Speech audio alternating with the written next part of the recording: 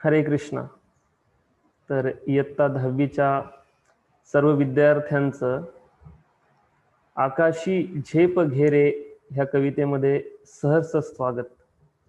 खरं तर जगदीश खेबुडकर यांनी लिहिलेली आणि सुधीर फडके यांनी गायलेली ही अतिशय सुप्रसिद्ध अशी कविता, जिनं संपूर्ण जनमानसाच्या हृदयामध्ये एक घर करून ठेवलेलं आहे. तर या कवितेतून विशेष करून आपल्याला जी शिकवण प्राप्त होते ती म्हणजे काय आहे, तर सर्वप्रथम आपण ह्या कवितेचं जे आशय आहे त्या आशयाकडे जाऊया. ह्या कवितेच्या आशयाच्या माध्यमातून कवी जगदीश खेबुडकर आपल्याला एक विशिष्टपूर्ण असा संदेश देऊ इच्छितात. त्यांना आपल्याला या ठिकाणी सूचित करायचंय की प्रत्येकानं आपल्या क्षमतेवर विश्वास ठेवायचा आहे आणि आपलं परावलंबित्व हे झुगारून आपल्या स्वकष्टानं आपला जो मार्ग जो आहे तो क्रमित करून यश संपादन करायचंय. त्या दृष्टीनं या ठिकाणी या कवितेच्या माध्यमातून आपल्याला प्रेरणा देण्याचं महत्वपूर्ण कार्य हे जगदीश खेबुडकर हे करत आहेत. तर आपण क्रमशः ह्या कवितेच्या माध्यमातून जो मिळणारा संदेश आहे तो प्राप्त करून घेण्याचा प्रयत्न करूया. तर महत्वाचं आहे की आपल्याला आपल्या सामर्थ्यावर विश्वास ठेवून पुढे जायचं आहे. खरं तर तुमच्या समोर ज्या काव्यपंक्ती आहेत आणि पुस्तकामध्ये ज्या काव्यपंक्ती आहेत, तर पुस्तकामध्ये कुठेतरी एखाद दुसरं कडवं जे आहे हे गाळलेलं आहे. त्या दृष्टीनं आपण ही संपूर्ण कविता या ठिकाणी वास्तविकरित्या अभ्यासणार आहोत.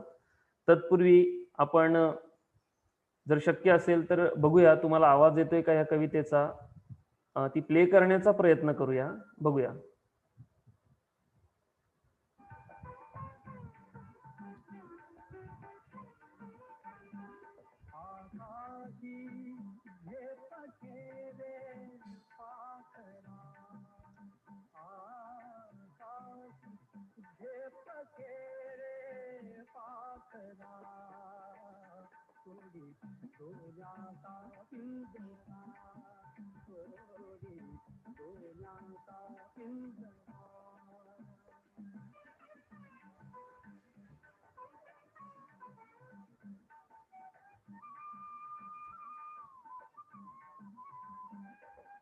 भगवती वैभव माया फळ रसाळ मिळते खाया.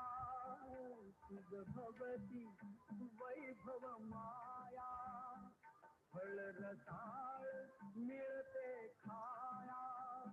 सुख लोलुप झाली काया. हा सुखवर वेड्या घेती आसरा. सोडी सोन्याचा पिंजरा. सोडी सोन्याचा पिंजरा.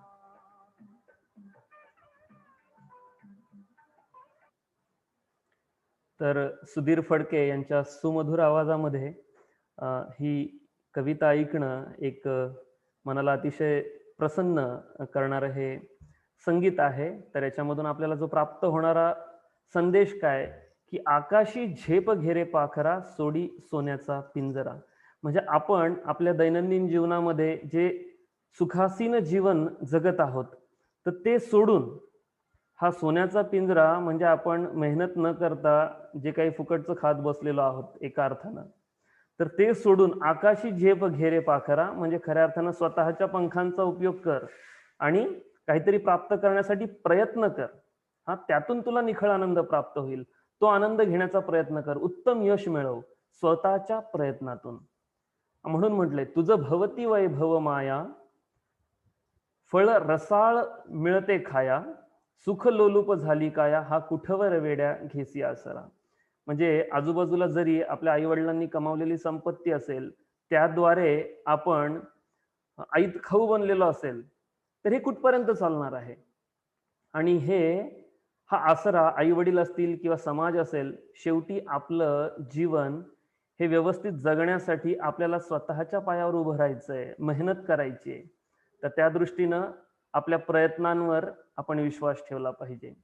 तर हा सुंदर असा संदेश या प्रथम कडव्यातून आपल्याला प्राप्त होतो. त्यानंतर आपण जाऊया दुसऱ्या कडव्याकडं. चला श्रवण करूया.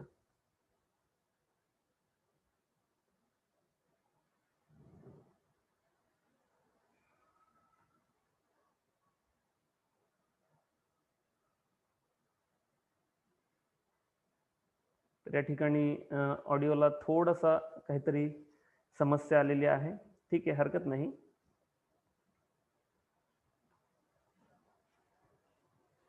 प्रयत्न करूया.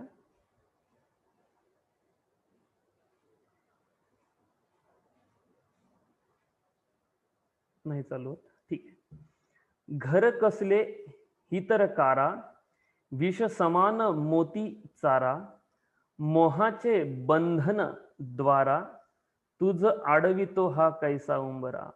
तर या ठिकाणी जरी तुमच्या पाठ्यपुस्तकामध्ये हे कडवं नक्कीच नाहीये. घर कसले ही तर कारा, विष समान मोती चारा, मोहाचे बंधन द्वारा, तुझ आडवितो हा कैसा उंबरा. म्हणजे आपण आपल्या घरामध्ये जर सुखासीन जीवन जगत असू प्रयत्नांशिवाय, तर ते एक कारागृह आहे. आणि त्या ठिकाणी जी काही आपल्याला ऐश्वर्य प्राप्त होत आहेत, तर विष समान मोती चारा म्हणजे ते विषासमान आहे, जे आपल्याला खरं तर खूप आळशी बनवत आहे. मोहाचे बंधन द्वारा, आणि हे एका प्रकारे आपल्याला मोहमय बंधन घातलं जातंय आणि आपल्याला प्रयत्नांपासून दूर ठेवणारा हा उंबरा आहे. म्हणून इथं शेवटच्या कडव्यामध्ये म्हटलंय, तुझ आडवितो हा कैसा उंबरा. तर त्या दृष्टीनं आपण आपल्या वंश परंपरेनं चालत आलेली संपत्ती हिचा फक्त उपभोग घेत असू आणि कुठल्याही प्रयत्नांशिवाय, तर तो खऱ्या अर्थानं ते विष समान आहे. हा संदेश ह्या कवितेच्या माध्यमातून कवी जगदीश खेबुडकर आपल्याला देत आहेत. त्यानंतर आपल्या पुस्तकामध्ये आपण जर पाहिलात तर दुसरं कडवं जे आहे, तुझ पंख दिले देवाने, कर विहार सामर्थ्यानं, दरी डोंगर हिरवी राणे, जा ओलांडून या सरिता सागर. या ठिकाणी काय म्हटलंय, तुझं पंख दिले देवाने, म्हणजे भगवंतानं आपल्याला एक सुदृढ असं शरीर दिलेलं आहे. हात दिलेले, पाय दिलेले, डोळे दिलेले आहेत, सर्व प्रकारची साधनं शरीराच्या माध्यमातून जी आपल्याला सामर्थ्यवान बनण्यासाठी उपयुक्त आहेत ती दिलेली आहेत. कर विहार सामर्थ्यानं, मग त्यामुळे आपल्या हातांचा उपयोग, आपल्या बुद्धीचा उपयोग, ह्या सर्वांच्या प्रयत्नानं दरी डोंगर हिरवी राने ही पार कर. म्हणजे काय, आपल्या प्रगतीच्या मार्गामध्ये येणारे जे काही अडथळे आहेत ते दूर करून आपण प्रयत्नांच्या माध्यमातून आपलं यश जे आहे हे प्राप्त केलं पाहिजे. जा ओलांडून या सरिता सागर, म्हणजे एखादी नदी पार करायची असेल किंवा सागर पार करायचं असेल, तर त्यासाठी पोहण्याचं कौशल्य हे अतिशय चांगल्या दर्जाचं लागतं. त्याच पद्धतीनं हा भवसागर आहे. एका दृष्टीनं हा भवसागर पार करणं हा आध्यात्मिक विषय होईल, पण ह्या भौतिक संसारामध्ये आपल्याला उदरनिर्वाह जरी करायचा असेल तरी पण त्यासाठी खूप कष्ट करावे लागतात, प्रयत्न करावे लागतात.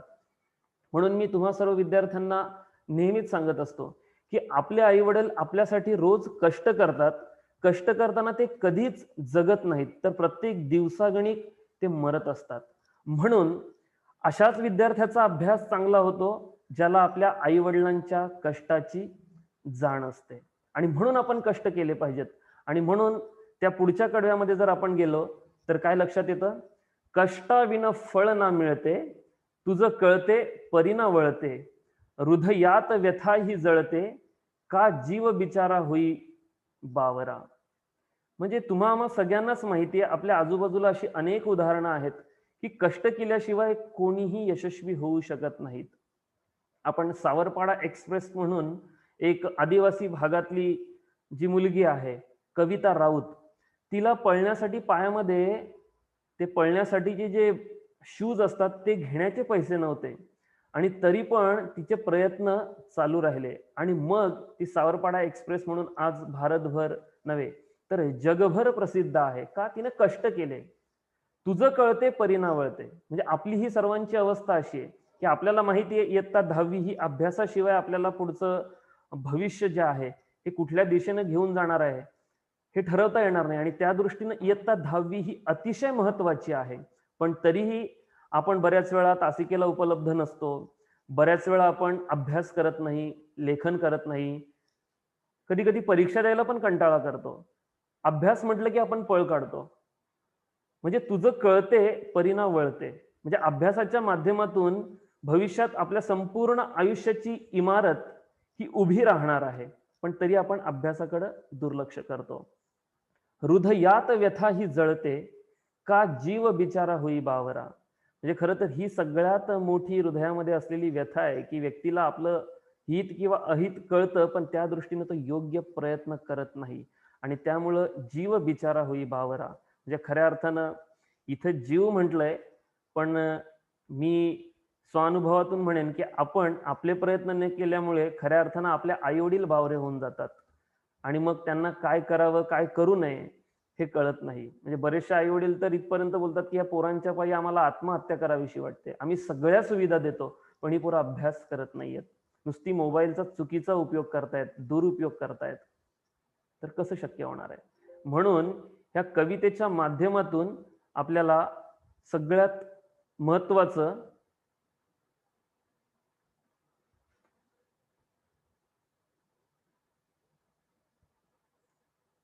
प्रयत्नांती परमेश्वर हे लक्षात ठेवायचं आहे. त्यानंतर कवी काय म्हणतायत? घामातून मोती फुलले, श्रमदेव घरी अवतरले, घर प्रसन्नतेने नटले, हा योग जीवनी आला साजिरा. आणि मग शेवटी ते जर कष्ट केले तर मग त्याची फलश्रुती काय होते? घामातून मोती फुलले. बघा आता आपण पावसाळ्यात जे काही बीजारोपण करतो किंवा भात लागवड करतो आणि आता ते फुलून आलेलं आहे. पण काल परवाच्या पावसानं बऱ्याच शेतकऱ्यांचं नुकसान केलेलं आहे. पण घामातून मोती फुलले याचा अर्थ काय? की कष्टाद्वारेच आपल्याला आपलं जे फळ आहे ते प्राप्त होणार आहे. कष्टांशिवाय आपल्याला काही कोणीही घरी आयतं बसून देणार नाहीये. श्रमदेव घरी अवतरले. म्हणून ते श्रमदेव अवतरले हे कुठल्या अर्थानं म्हटलंय? की आपण प्रयत्नांची पराकाष्ठा केली पाहिजे आणि मग त्या श्रमांतून ते फळ देण्याचं कार्य भगवंत आपोआप करतील. पण आपण आपले प्रयत्न सोडता कामा नये. जसं आता येणाऱ्या काळामध्ये आपण कार्तिक महिना साजरा करणार आहोत. तर उखळ बंधन लीला आपल्याला तेच शिकवते, की एक तर भगवंताची कृपा आणि दुसरे आपले प्रयत्न. तर श्रमदेव घरी अवतरणं म्हणजे आपले प्रयत्न. प्रयत्नांती परमेश्वर. घर प्रसन्नतेने नटले. आणि जेव्हा आपण आपल्या प्रयत्नांची पराकाष्ठा करू, त्याच्यातून आपल्याला जे यश प्राप्त होईल, त्यातून संपूर्ण घर, कुटुंब, गाव, समाज हा आपल्या त्या श्रमाच्या माध्यमातून आपलं कौतुक करेल आणि आपला पण एक व्यक्ती म्हणून समाजाला काहीतरी आपण देणं लागतो, तर त्याची परतफेड एक समाजाचं ऋण म्हणून आपण काहीतरी समाजाप्रती केलं पाहिजे. तर हे कसं करू शकतो? कष्टाच्या द्वारे करू शकतो. हा योग जीवनी आला साजिरा. आणि असा दुर्मिळ योग की आपण कष्ट करणं, त्याच्यातून योग्य फलप्राप्ती होणं आणि त्याचा उपयोग समाजाला होणं. हा योग जर आला तर खऱ्या अर्थानं ती श्रमाची सार्थकता आहे. तर अशा पद्धतीनं या कवितेच्या माध्यमातून आपण उंच शिखर प्राप्त करायचं आहे, उत्तम यश मिळवायचं आहे आणि त्या यशाच्या माध्यमातून स्वतः निखळ आनंद प्राप्त करायचा आहे आणि समाजाला पण तो आनंद द्यायचा आहे. तर त्या दृष्टीनं ही कविता अतिशय महत्वाची आहे. पुन्हा एकदा बघूया आपण ही कविता श्रवण करता येते का?